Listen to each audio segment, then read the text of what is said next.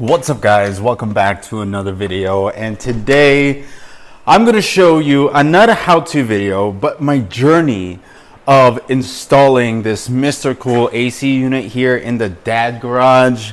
This thing is amazing, and believe it or not, it is still underpowered for this area. It's a 24,000 BTU, which is actually around 2200 BTU actually AC. It's 24,000 BTU for heat.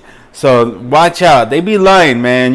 Every company lies. Like I've told you in the very beginning, don't trust for-profit companies. Their main interest is to make money, right? Remember that. But that's not the point. If the point is about this AC unit, I am not an HVAC tech. I am not an electrician. Do not reference this as a how to do it video. If anything, this is for pure entertainment and for you to understand that it's not that hard if you put in the effort. If you can afford the time to mess around and make mistakes, then you can do this. But the one mistake you can't make, and I've said this countless times, is the one that kills you. So if you are wiring this thing up, it is a 240.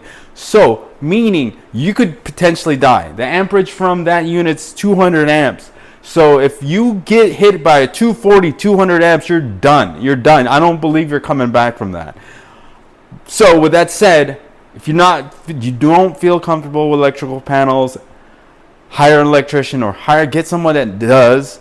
Secondly, if you do, just make sure you turn off the power. Don't be one of those people who take the panel off with the power on. So shut the power off. The power is off, and double check every single time that the power is off. Make sure it's off. Tape that I don't care. Make sure it's off. But this is just my journey. This is not a how-to on how to install this Mr. Cool system. It really wasn't that hard. It took me a while, only because my son and working around him and working around this heat. It's like you don't want to do it during the day, so it's early morning and the evening. So it was a little tough. So it took about a week and a half. We got it going. If you have any questions about the system, what system I have, I'll leave some of that stuff in the description. But if you're setting up a system like this, or you're running into issues, feel free. If I can answer it, I'll leave it in the comments. And enjoy the video. Alrighty then. AC units here. Time to tackle it. It is currently, probably 100 degrees in here right now. Don't know. I don't know where it is. But AC unit's gonna go here, and then I don't know if I'm gonna wire it from the outside, bringing it in through that wall, run it down here and through this hole, or just run it straight from the outside. I haven't decided that yet, but as soon as I figure out where I'm going to put everything, then we can go from there. This is a Mr. Cool system. It's a pre-charged line, and it's a 24K system, so 24,000 BTUs. It's probably rated for, I think 24,000 BTUs rated for over 1,000 square feet. This is about 650 square feet, so it's overkill, but you need something for overkill because you're not insulating this space. It's a garage. This garage door, you can put foam, you can do quite a bit to it, but for the most part, you're just going to need to overcome the heat. And to do that, you need to oversize your unit. Probably not going to be using it too often because I usually don't mind working out in the heat. The only time I'm probably going to be using the AC is when I'm in here tinkering, playing PC games, which right now this thing, it's getting really hot. The ambient temperature is cooking this thing with the case on, so I'd had to take the case off just so it stayed semi-cool. Also, I repasted the graphics card and the CPU, and still I'm peaking in like the 80s, 85s on the CPU. And let's unbox it and see what it comes with. All right, here's the installation kit. Here's for the remote. Fittings, controller, and then this thing. So here's the unit. I got the bracket on the wall where I want it, and I ran into one real problem, and one is not a problem, just don't know how I want to do it. So I'll need to put a hole right here on this side of the wall to run this line, this tubing, which is the condenser and stuff, and my drain plug. More importantly, it needs to go outside to the unit. And I'll show you the unit real fast. This is the unit. It's a beast. It's a beast. So it needs to run outside. But I was just thinking right now, because I have stucco outside, makes it kind of a pain to work on. I don't know if you ever try to cut a hole in stucco. It's not easy. And it would be simpler and easier for me to modify this AC unit by just cutting a small channel in here and then pulling the tubes straight down. And what they would do is they would run alongside the wall down here and go down to that drain. But then the problem is, then I have a turn, 2 turns. So 1 turn, drill a hole, 1 turn. So you just go up and then down and then to the unit, or down, 1 turn here, turn there. Might be easier just to drill the hole because there's just less turns. Okay, so after reviewing, assessing the situation, it does seem simpler to do the hole in the wall, and just because there's just going to be a lot less bends on this tube, and this is copper wiring, so you can bend it, but you could potentially kink it, break it too, and that will cause some serious issues. So the least amount of bends, the better. So first thing we're gonna do is poke a hole. Okay, got my hole cut out roughly where I need it to be. Hopefully I got it right. If worst case scenario it's off, I'm just gonna move the bracket so that it fits perfectly, because I'm not gonna make 2 holes. I got some giveaway, but I think we should be pretty close. It's perfect time to do this right now because I have shade on this side. So now I'm gonna take my drill bit, punch those holes on this side, and then take some wire trimmers or snippers and cut the mesh out. Try to keep it as clean as I can. There we go. There's our hole. We gotta cut this chicken wire out and push this styrofoam through. As you can see, I just used a drill bit. This is a rated for concrete, so I just poked a bunch of holes until I got my square, and hopefully this is big enough for the line. So I got my hole cut out. I just need to make the hole on the other side bigger for the sleeve. Figure I'll leave it in here, that way I can see the hole from that side. All right, there we go. It's pretty clean. I'm gonna fill some of that area up with foam, and it should be good. I'm kind of an idiot, meaning I'm solo dolo. I'm gonna manhandle this thing up there. Wish me luck. Okay, here we are. We got a slight hole here. Should be covering up this whole thing, but I made my hole a little too low. Oh, good. Can cover that up. So it's all hooked up on the inside. The whole unit's not hooked up yet. We do have an issue with this exterior vent here. That's pushing allowing hot air to escape out. Either or, I think it'll be fine because we're not even worried about insulating. We just want it to be cool in the garage. While we're in the garage, we're not going to be cooling this thing nonstop. So this is definitely not the right way to do it. But I initially bought a mount to hang this thing on the wall, but I've since changed my mind, mainly because the distance between it and the wall, it needs to be at least 12 inches.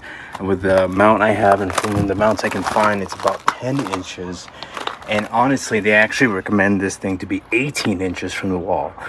So I went, you can buy those plastic, basically like this. It's just plastic and it sits on the ground. But then I was like, man, that thing is bulky and it's like $50. It's like $50. So I went ahead and created this thing. This is basically a 2x4 sandwich. It's a black on black Oreo with some old gym mats I have over there. I cut them 17 inches by 3.5, and these are going to be the platforms. So the reason why they're painted is we don't get a lot of rain out here, but you still want to protect the wood. And even though it's not like, you know, like gonna last forever like that plastic would, this is gonna last a pretty long time, and it should service very well. So I'm just gonna go ahead and level it and then try to get it as good as I can. Go down more and then just sit on top, and since there's wood on here, I can lag them straight down to this board. And from what I can tell too, it's the same thing with the plastic rests. You just lag those to the ground. So I'm like, okay, well, I'm not really worried about the wind pushing this thing over. So the only way I'll fall over is if someone knocks it over. So let's see how well this works. All right, that's how it's gonna look. It's pretty sturdy. We're gonna run the coolant down to this side. These wires are gonna go down to this side. I was thinking about putting it right here. I might still do that, actually, now that I think about it. Haven't super decided that yet. It might look cleaner all the way back here. I've decided to trench it. So we're gonna dig a hole, according to Mr. Ben England, about 3 inches. That's concrete right there, so we're not gonna get 3 inches right there. All the way across here till we get to the unit. Technically this wire is ready to be buried, but I don't like the thought of this wire being buried, especially with all the rocks all over here, because it could puncture it and that would not be good.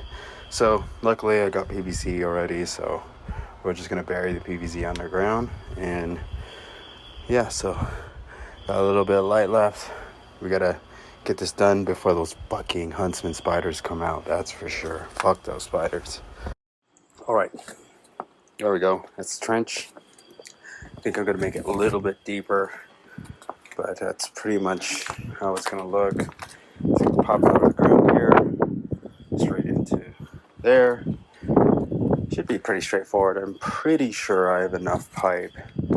It's only 25 feet and I got about 35 feet. Let's hope I do have enough. But yeah, all right, we'll pick this up whenever, I guess. I don't know, wherever he allows me to do it. Running conduit, we buried it underground about 3 inches. Dug a hole, pre-ran the line without any wire in it to see how it fits, and now we're gonna run the line extra foot on each end. That way we have excess, and because we're going to dismantle this whole thing and then run the pipe, the wire, while the pipe is zinc glued. That way it's a lot easier. So I guess we'll start off from this end and then work our way down.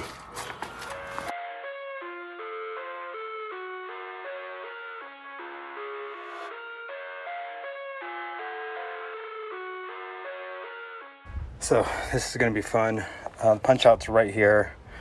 So I got a cap that's going to go in through the other side of the punch out. I was going to use these, but I don't think I'll have enough space. And then I just got to run the cable through and then set up the breaker. It's pretty simple. This was the hard part right here, and doing this. And then I'm going to get some water and then do these threadings. And then I think this evening I'm going to tackle that. Right. And fire the sparks.